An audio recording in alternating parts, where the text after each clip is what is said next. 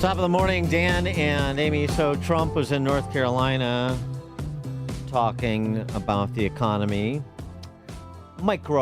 translating the macro economy to the micro impact, obviously focusing on inflation and what that's doing to Americans' ability to maintain their quality of life. This is what he said. By the way, Kamala will be following in North Carolina to follow up on what he said. Does anyone here feel richer under Kamala Harris than Crooked Joe than you were during the Trump administration? Is anything less expensive under Kamala Harris and Crooked Joe? I mean, we had inflation that I don't believe we've ever had inflation like that. You can go back a long way. Are you better off now with Harris and Biden than you were with a person named President Donald J. Trump? Do you know him? He's a nice gentleman. Nice gentleman. I love when he goes third person. Kamala, of course, has already unveiled her plan to combat inflation and reduce the pressure on Americans' pocketbooks. She did that way back when with those heady gals on The View. What else are you going to do to fix this problem with inflation? All right, thank you. Well, let's start with this. Prices have gone up, and families and individuals are dealing with the realities of that bread costs more, that gas costs bread, more. Yeah. It's bread that's And we really have to getting understand messed what that means. Means it costs That's more. about the cost of living Yeah. going up. Right. That's about having to stress and stretch If you're on a limited fixed budget, resources. girl. Yeah. That's about a source of stress for families that is not only economic, but is on a daily level, something that is a heavy weight to carry. So it is something that we take very seriously. Very seriously. Wait. And we know from the history of this issue in the United States that when you see these prices go up, it has a direct impact on the quality of life You for said all that. people in our country. Yeah, you said that So it's a already. big issue, and we Yeah. take it seriously. And it is a priority, therefore. I mean, this is so insincere, no empathy. Honestly, she's not a person who really no empathy. like. She doesn't care what American people are going What through. is your approach to inflation? And she talks about what inflation is. So inflation is prices increase, and when prices increase, people who have to pay more for the same things, and that puts stress on them. Yeah, I know. We all know what that is. Well, we take it seriously, and something we're very focused on. I mean, And from day one, she said she's going to tackle inflation. See, this is why it's so important to get her on a debate stage, because she's either going to have to regurgitate canned responses, and it's going to come across that way. And if Trump is agile on his feet, which he can be, then he should be able to seize upon that. Or she's not going to remember what to say, and she's going to give you something like that, to which Trump should look at her the way that he looked at Biden in that June debate. For more on all this, we're pleased to be joined by Michael Goodwin, who is, of course, New York Post columnist. Michael, thanks for joining us. Appreciate it. My pleasure, guys. Thank you. So the Trump messaging, a lot of Trump world concerned about Kamala's surge, if you will, since she entered the race, and now you got the convention this week, and it'll all be, smiles and happiness, and maybe she'll get a couple more point bump here and there. And so a lot of punditocracy commentary on Trump's messaging, and he needs to just focus on my record on what things were like with prices at the pump and prices at the grocery store and border security and what we were doing, the extricating ourselves from foreign entanglements versus what we've had over the last 4 years. And Kamala Harris has obviously been a partner in that, even as she tries to make a clean break from the administration she's a part of. I mean, is that your handle on what Trump should be doing? And if so, how is he doing on that matter? I think that pretty much sums it up. It's really about the record. It's about the policies that created that record.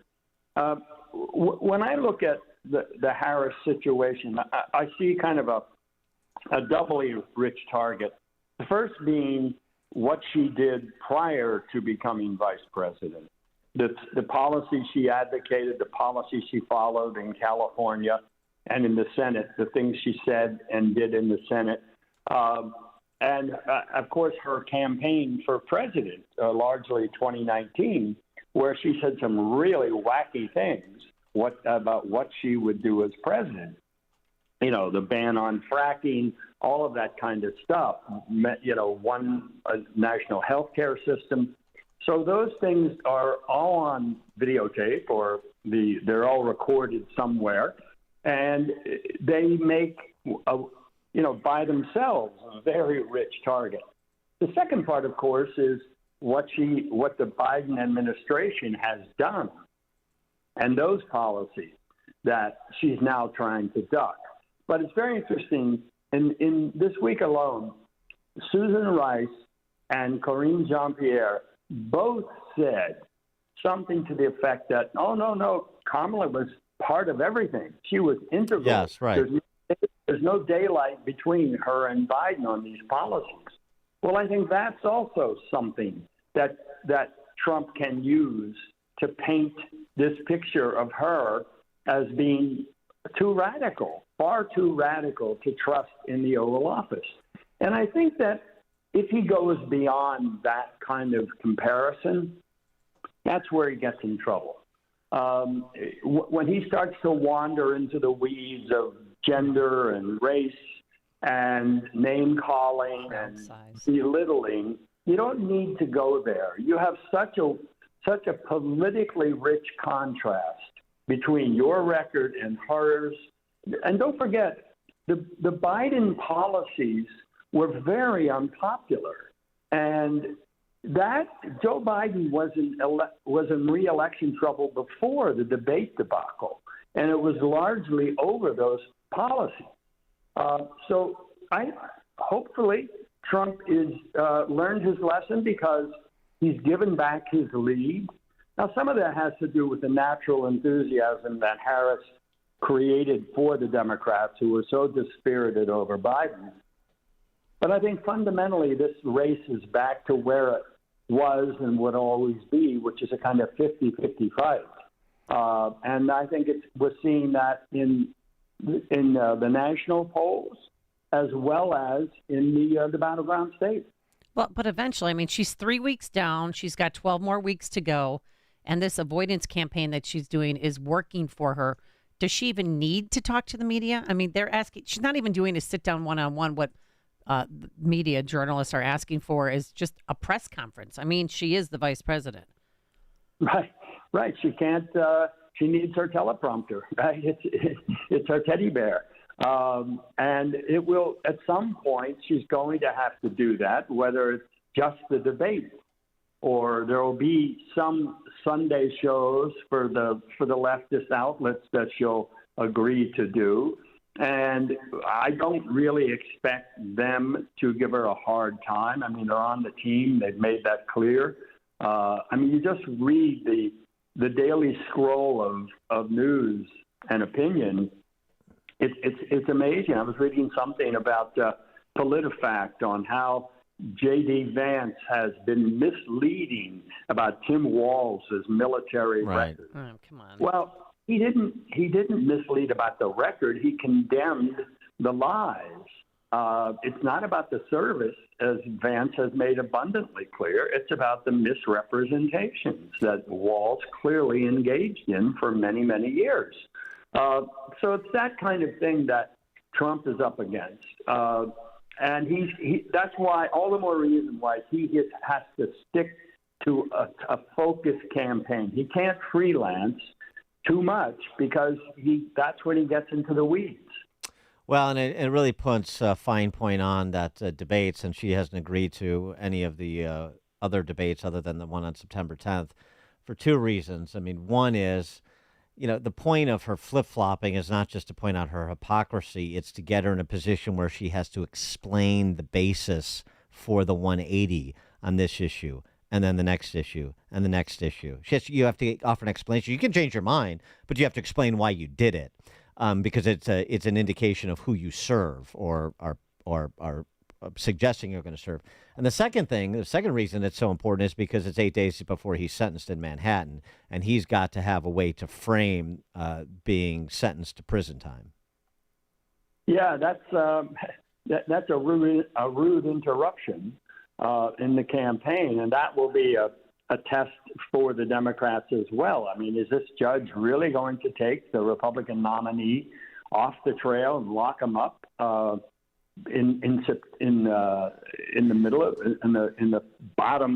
in the bottom part of the race? I mean, he's not going to lock him up, but he's going to sentence him to prison time, and that's and again, now you have these another label. You have these passive voters, right? He's a convicted felon that's been sentenced to prison time, and then the kind of questions we were just talking about this with Andy McCarthy earlier in the show. The kind of questions that we've been kicking around for a long time.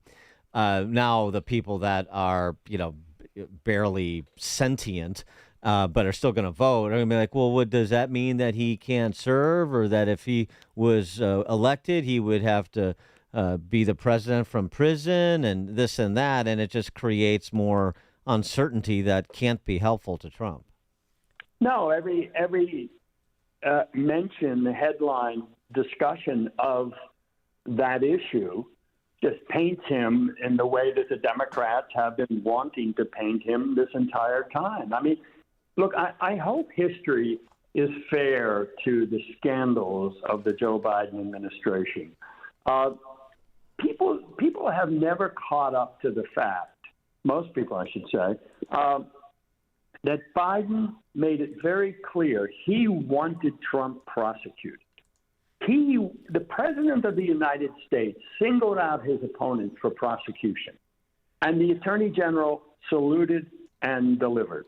The connection between Fani Willis and the White House, between Alvin Bragg and the lead prosecutor in his case, who left the Justice Department to go work for the Manhattan District Attorney on this case. All of these things, I think, in the light of history, if they are ever properly fleshed out, will be such a stain on the Biden administration and the media that it will be almost like, wow, that really happened in the United States. Yeah. And then, of course, you have by that time, his bust will be on Mount Rushmore with Nancy Pelosi driving that train. Yeah, just to personally chisel it in. Yeah, right. But what's amazing is that, and these things continue. I mean, the New York Times finally had a story the other day on Hunter Biden lobbying the American ambassador in Israel to help Burisma. How many times did that happen? And the Biden administration withheld that information. They are withholding still the Robert Hur audio tapes of Joe Biden's interview with her over, which obviously must show Biden far more forgetful and incoherent than even the transcript shows. So you have all of these things that have been covered up.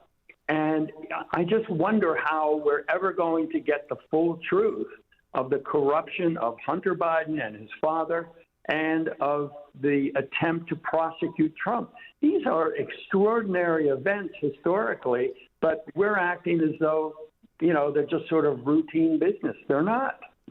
Michael Goodwin, New York Post columnist. Michael, thanks as always. Appreciate it. My pleasure. Thank you both. Thank you. And he joined us on our turnkey.pro answer line. The stories you need to know to start your day. This is Chicago's Morning Answer on AM 560. The Answer.